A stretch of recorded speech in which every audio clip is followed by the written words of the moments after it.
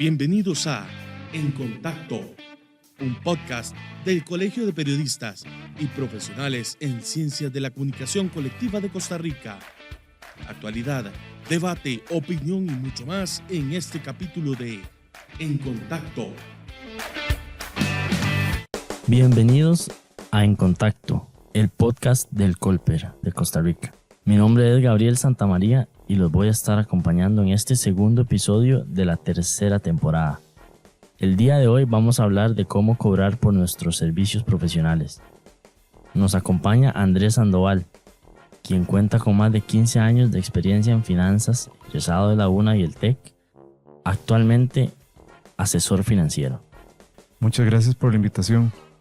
Aquí en el Colper tenemos diferentes profesionales que trabajan de manera independiente, otros en empresa pública o privada, así como todos nuestros oyentes del podcast.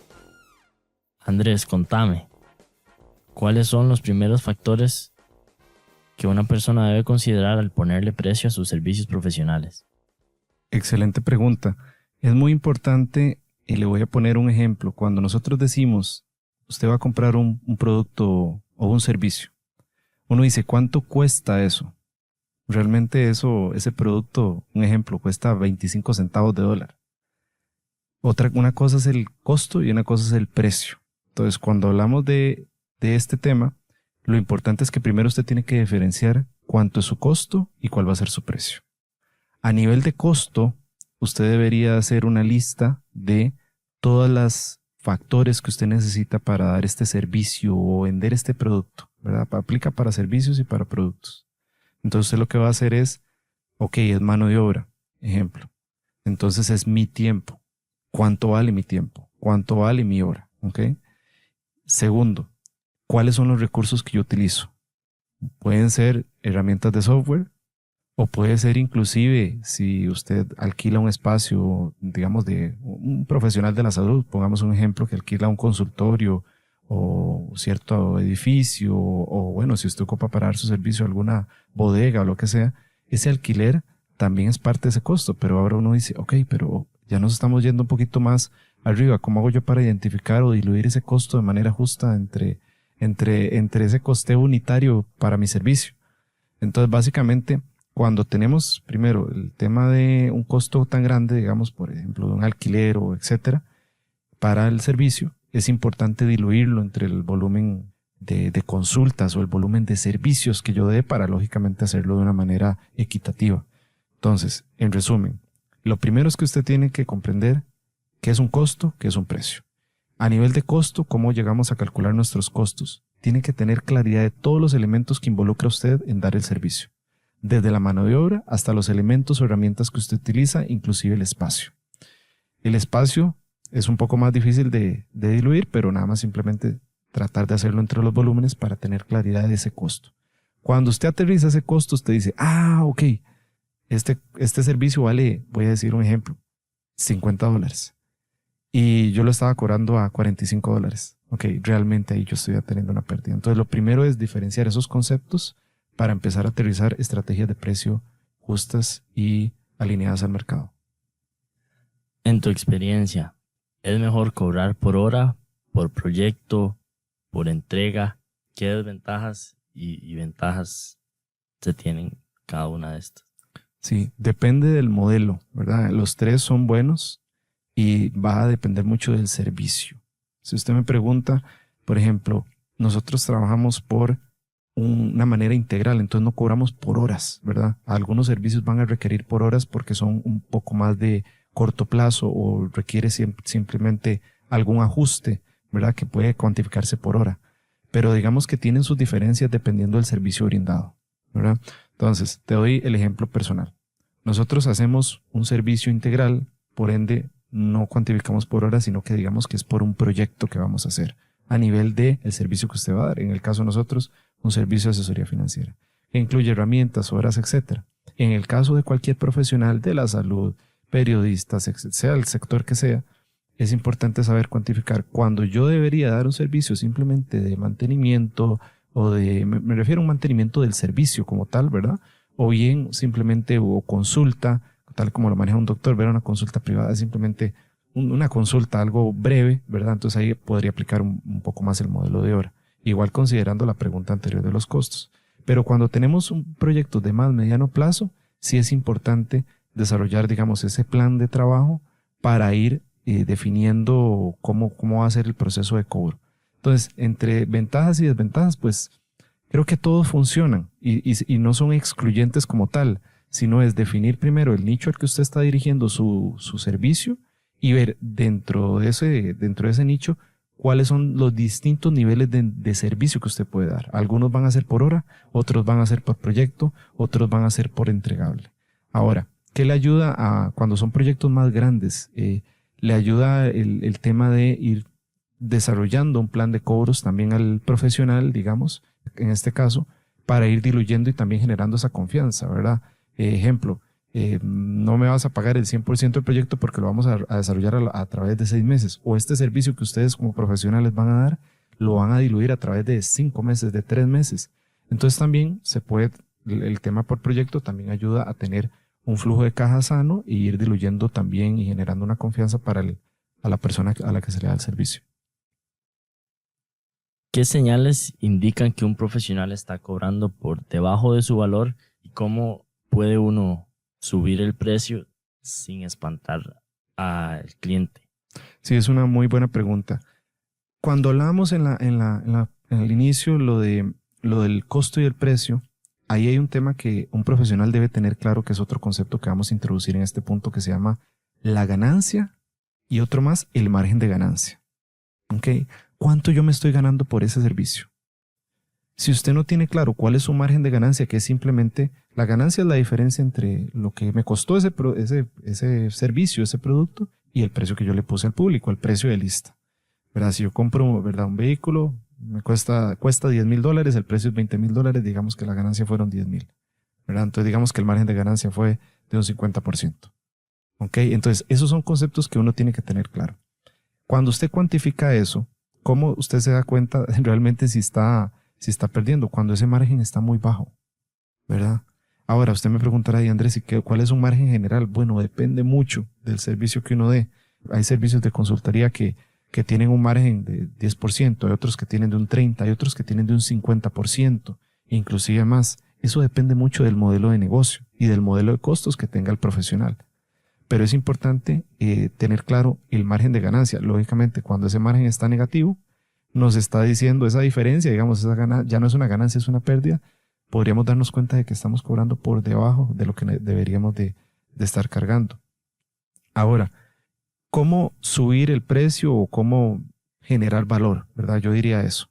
Porque al final, mi competencia puede cobrar $1, yo puedo cobrar $1, pero créame que en guerra de precios, el único que pierde es el profesional, el emprendedor, digamos, es el que pierde. Mi enfoque va un poquito más, o mi línea de pensamiento es mejor, digamos, incrementar el precio, pero hacia un nicho específico con un servicio o un resultado muy específico. ¿Ok?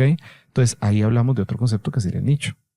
Entonces, si yo tengo un nicho bien aterrizado que me diferencia de mi competencia, inclusive, y yo me especializo en eso, me permite cobrar precios más altos.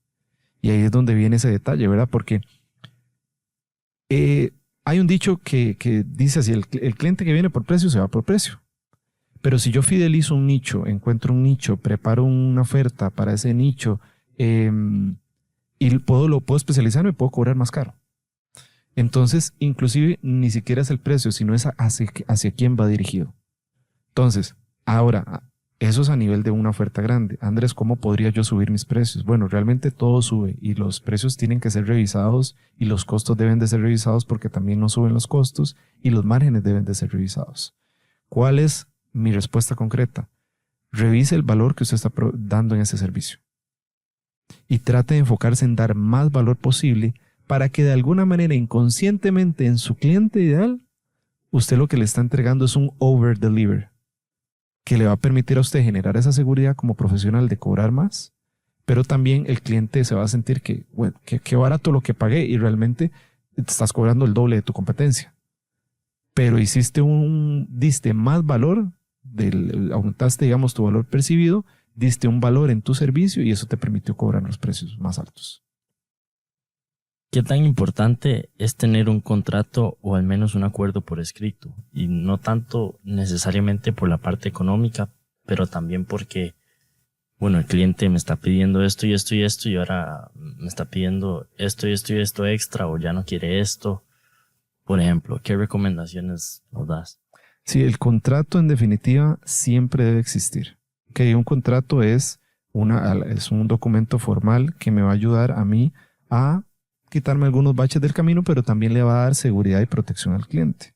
Entonces, siempre es importante dejar todo claro, porque muchas veces se conversa, yo puedo conversar con vos y te digo, bueno, Gabriel, voy a ofrecerte un servicio, ¿verdad? Y ya lo hacemos de palabra, estos son los entregables que incluye, estos son los tiempos de entrega, eso es muy diferente a hablarlo y digamos que vamos a trabajar 6 meses. Si está estipulado, bueno, vamos a tener un contrato, un documento firmado donde realmente nos pusimos de acuerdo y cuando volvamos a ver 6 meses atrás, ahí está todo estipulado. Está el objetivo del programa, el objetivo del servicio que vos vas a dar, el costo, el plan de pagos, si existe algún plan de pagos, el cronograma de trabajo a través de cómo vamos a ir desarrollando el proyecto o el servicio que usted va a brindar, cláusulas específicas del contrato, confidencialidad. Entonces, realmente es una herramienta que todos deberían de estar implementando. En este momento yo lo utilizo inclusive con mis clientes porque da seguridad para ambos lados. Es simplemente una formalidad y lo recomiendo al 100% ejecutar un contrato. Estás escuchando En Contacto. ¿Qué elementos debe incluir una cotización profesional para que sea clara y tal vez difícil de regatear? Porque muchas veces uno da esta cotización y ahí lo primero que el cliente dice, pues, hágame un descuentito ahí. ¿Cómo se protege uno de eso? Sí. ¿Qué cláusulas debería incluir? Bueno, el tema de cuáles son los entregables, ¿verdad? De ese servicio, por qué periodo de tiempo se va a realizar, las condiciones de pago, el precio, esos temas básicos, la validez, digamos, la vigencia, porque usualmente, claramente, si vos como profesional das una cotización ahorita y me das una cotización de tus servicios, pues, y si yo, por alguna razón, las personas le cambian mucho la vida y puede que te iba a contratar ahorita, pasó algo y ahora te voy a contratar en 8 meses, pero ya los precios de 8 meses ya no eran. Entonces ahora ya vos entregaste una cotización que no tenía un plazo de vigencia. Entonces el tema de la vigencia también es bastante importante. Entonces esos son como los elementos principales que yo incluiría en esa cotización. Ahora, difícil de regatear, pues maneje un plan de pagos que incentive el pago único.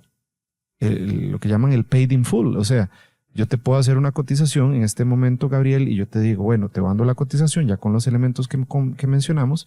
Y yo te voy a decir, bueno, Gabriel, te voy a cobrar $500, ¿verdad? Y si lo haces a pagos, pues te voy a cobrar $600 en 2 pagos, en tal calendario de pagos. O si lo haces en 3, bueno, te voy a cobrar $700. Entonces, difícil de regatear, bueno. Igual yo mencionaría el tema del nicho al que va dirigido, pero si quieres hacerlo bulletproof para que no te pase eso, pues trata de motivar el pago único, ¿verdad? Y que te ayude a vos a conseguir, digamos, ese pago, el flujo de caja. El cliente tiene un precio mejor, vos tenés ya todo el pago del servicio, te aseguras de que tenés ya el capital y puedes ya brindar el servicio con tranquilidad. Entonces de esa manera nos podemos cubrir. ¿Qué consejo le darías a alguien que recién está empezando como freelance o proveedor de servicios profesionales, o para aquellos que lo están pensando y aún no dan ese paso, digamos, de mandarse al agua? Sí, hay una herramienta que yo utilizo mucho y de nuevo, estamos hablando de freelance, pero también puede aplicar para freelance, para negocios, ¿ok? Lo que sea que usted quiere construir. Hay un modelo que existe de un autor muy famoso que se llama el Business Model Canvas. Yo cuando voy a crear un negocio, ayudar a una persona a crear un negocio, o si usted quiere crear un negocio, antes de poner el negocio o antes de poner usted su servicio, usted quiere asegurarse o quiere minimizar riesgos. Y más si eso involucra alguna inversión de por medio. Es decir, para yo empezar, bueno, freelance ocupo tal vez esto, pero tal vez para empezar un negocio tal vez ocupo un capital de X monto, ¿verdad? Entonces yo le digo a las personas, antes de que usted haga eso, siéntese y aterrice un Business Model Canvas. ¿Qué es eso? Lo pueden buscar en internet. Básicamente eso es información que podemos conseguir. Pero es poner un negocio en papel antes de siquiera invertir $1. ¿Eso qué te va a ayudar? A tener claridad del negocio en que estás incurriendo. Por ejemplo, te voy a mencionar las áreas que cubre eso. Número 1, la propuesta de valor. Ese es el corazón del servicio que vos estás dando, es el corazón del negocio que vos estás dando. ¿Cuál es la propuesta de valor? O voy a dar el mismo servicio que dan mis colegas o otros negocios que existen, o realmente yo vengo a traer, está bien, ahí está la necesidad latente en el mercado, pero yo vengo a agregarle esto que está acá. Esa es mi propuesta de valor, nadie la tiene, ¿verdad? Puede haber similares, pero nadie tiene esta que yo tengo. Define el corazón del proyecto, eso sería, tanto como freelance como negocios, define la propuesta de valor. Número 2, define el segmento de clientes. Ojo, que aquí pueden haber varios segmentos de clientes. A veces cuando uno habla con una persona de me voy a lanzar a emprender, me voy a lanzar a vender mis servicios como freelance, no dice, bueno, mi cliente puede ser todo mundo, o mis clientes son profesionales. Eso está súper amplio. Estás disparando al aire. O sea, ¿cómo logras achicar el nicho? O sea, ¿cómo logras aterrizar ese nicho, verdad? Y realmente buscar a tu cliente ideal, haciendo un análisis de segmento de mercado. O puedes tener 2 segmentos de mercado, 3, etc. Digamos que tengas un segmento de mercado claro al que va tu oferta. ¿Cómo se llama esa persona? Inclusive se llama del avatar, ¿verdad? O sea, le llaman también, lo pueden googlear, el buyer persona, así se llama. Yo le pongo al buyer persona, es Gabriel. Gabriel tiene de X edad a tal edad. Gabriel vive en, porque si yo necesito que sea por zona geográfica, entonces vive en la zona del GAM. Si realmente es algún tema de un servicio virtual, pues realmente ya ahí no hay un tema. Vive en el GAM, le gusta hacer este tipo de cosas, tiene ingresos de tal a tal cosa, y la necesidad y los problemas o los puntos de dolor que tiene Gabriel es esto, esto y esto. Y eso es lo que mi servicio viene a atacar. Segmentos de mercado. Canales. ¿Cómo yo voy a llevar esa propuesta de valor a Gabriel, digamos, o a mis segmentos de mercado? ¿Cómo lo voy a llevar? ¿Es por redes sociales? ¿Es por referidos? ¿Es por, verdad? Porque al inicio no tenés una cartera de clientes, ¿verdad? Entonces el referido no aplica tanto. Pero bueno, ¿cómo voy a hacer? Porque tiene que haber una estrategia de introducción, digamos, de cómo yo voy a aterrizar ese producto. Siguiente, relaciones con los clientes. ¿Cómo yo voy a fidelizar a ese cliente? ¿Cómo voy a hacer que me vuelva a comprar? ¿Verdad? Eso es muy importante. ¿Con quién me voy a aliar yo? Alianzas estratégicas. Para impulsarme al inicio necesito aliarme con alguien, necesito un poquito de ayuda, un poquito de visibilidad, más si estoy empezando. ¿Quiénes son? Haga la lista. Alianzas estratégicas es un punto clave. ¿Qué necesito? Recursos clave. ¿Y qué actividades necesito? Actividades clave. Eso es lo principal que debes de tener. Y después de eso pasamos a lo financiero, que son costos y fuentes de ingreso. Para finalizar, ¿dónde puede la gente seguir tu trabajo o ponerse en contacto con vos si quiere una asesoría más personalizada? Sí, las redes sociales, el Instagram, Andrés Sandoval CR, o bien la página web www.asandovalcr.com. Muchísimas gracias, Andrés, por habernos acompañado hoy con esta información valiosa para nuestros oyentes. Muchísimas gracias a ustedes por la oportunidad. Recordá que nos podés agregar en nuestras redes sociales. Búscanos tanto en Facebook, Instagram y X como ColperCR, y también tenemos nuestro sitio en YouTube y en LinkedIn. No olvides seguirnos en Primera Plana y en Spotify como En Contacto. Hasta la próxima. Esto fue En Contacto.